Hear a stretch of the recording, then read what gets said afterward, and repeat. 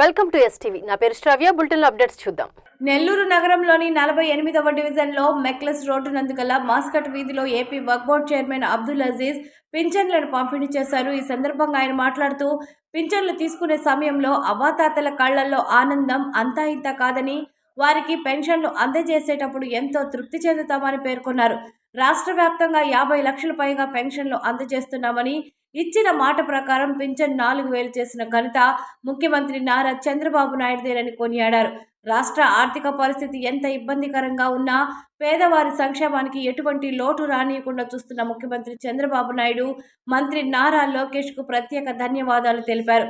పింఛన్ల పంపిణీ కార్యక్రమంలో ప్రతి తెలుగుదేశం నాయకుడిని పింఛన్ల పంపిణీ కార్యక్రమంలో భాగస్వామ్యం చేస్తున్నారని తెలిపారు. కష్టాల నుంచి రాష్ట్రాన్ని బయటకు తీసుకురాగల చాణక్యత ముఖ్యమంత్రి చంద్రబాబు నాయుడు తప్ప మరెవ్వరికీ లేదని అన్నారు. రాష్ట్రాన్ని అభివృద్ధి పదంలో నడిపిస్తున్నారని, ఆంధ్ర రాష్ట్రంలో అభివృద్ధి వికేంద్రీకరణ జరుగుతుందని, మావిగన్ రాష్ట్రానికి అవసరం లేదన్నారు. నెల్లూరు నగరంలో ఇక్కడ స్థానిక కార్పొరేటర్స్ అందరితో కలిసి పెన్షన్స్ ఇవ్వడానికి వచ్చాము. నిజంగా ఎప్పుడు కానీ పెన్షన్ ఇచ్చేటప్పుడు ఆ అవ్వాతాతల కళ్ళల్లో ఆనందం వేరు. ఇది అంటే మా సొంత డబ్బులు ఇకపోయినా, ప్రభుత్వం డబ్బులున్నా అది ఇచ్చేటప్పుడు అదొక తృప్తి. ఈరోజు దాదాపు 50 లక్షల పైన మనం పెన్షన్స్ ఇస్తున్నాము.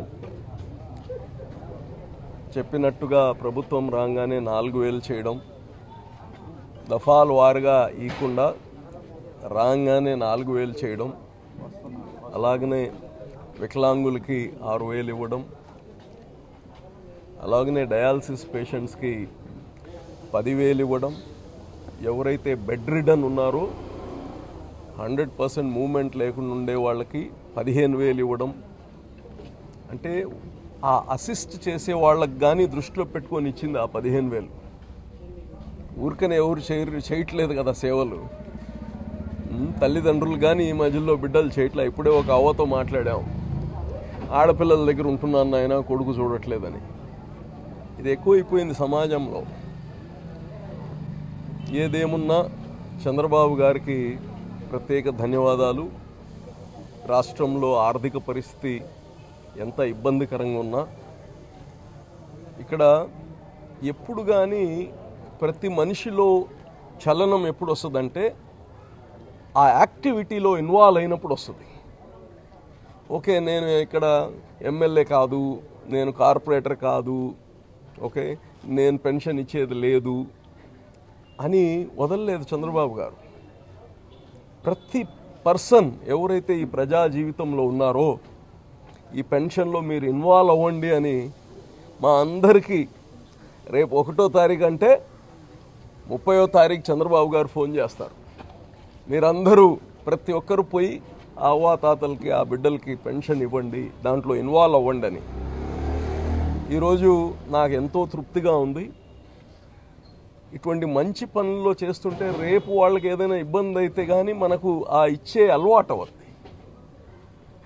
కాబట్టి ఈరోజు రాష్ట్రంలో ఎన్ని కష్టాలున్నా పేదవారి సంక్షేమానికి లోటు లేకుండా చేస్తున్న చంద్రబాబు గారికి, అలాగనే లోకేష్ బాబు గారికి ప్రత్యేక ధన్యవాదాలు తెలియజేస్తూ, ఈ రాష్ట్రాన్ని ముందుకు తీసుకెళ్లాలంటే ఒక యువరక్తం, ఒక మేధావితనం, చాణుక్యుడు క్రైసిస్లో కష్టాల్లో నుంచి ఎలాగా బయటికి తేవాలనేది చంద్రబాబు గారి కన్నా ఎవరికి అంత మేధాశక్తి లేదు. ఈరోజు ఈ రాష్ట్రాన్ని పరుగెత్తిస్తున్నారు. ఎన్డీఏతో కలిసి ఉన్నాం, ఆ అడ్వాంటేజే. కానీ చాలామంది ఎన్డీఏతో కలిసి ఉన్నారు, మనం ఒకటే కాదు. కానీ రాష్ట్రాన్ని ముందుకు తీసుకెళ్తున్నారు. ఎన్ని క్రైసిస్లో అమరావతిని కన్స్ట్రక్ట్ చేస్తున్నారు, అలాగనే వైజాగ్ని ఏదైతే డీసెంట్రలైజ్డ్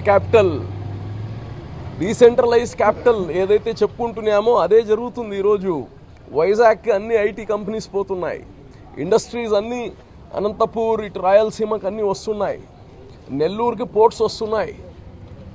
ఇదే ఏమంటారు దాన్ని, డీసెంట్రలైజేషన్ తెలుగు వికేంద్రీకరణ, డీసెంట్రలైజేషన్ ఇదే. సో మావీ గన్లు, ఈ గన్లు, ఆ గన్లు అవసరంలే, ఆల్రెడీ డీసెంట్రలైజ్ జరుగుతున్నాయి. తప్పకుండా ప్రజలు అందరూ ఈ ప్రభుత్వాన్ని ఆశీర్వదించాలి. చంద్రబాబు నాయుడు గారికి ఇంకా ఆయుష్ ఆరోగ్యాలు ఇవ్వాలి. లోకేష్ బాబు గారికి ఇంకా యువశక్తి, ఇంకా ప్రజల్లోకి తీసుకెళ్లే శక్తిని ఇవ్వాలని కానీ కోరుకుంటున్నాను. ఇవి ఇప్పటి వరకు ఉన్న bulletin updates. Keep watching STV. మేము చేసే వీడియోస్ మీకు నచ్చినట్లయితే లైక్ చేయండి. అలాగే మరిన్ని ఇంట్రెస్టింగ్ అప్డేట్స్ కోసం మా STV తెలుగు ఛానల్ ని సబ్స్క్రైబ్ చేసుకోండి.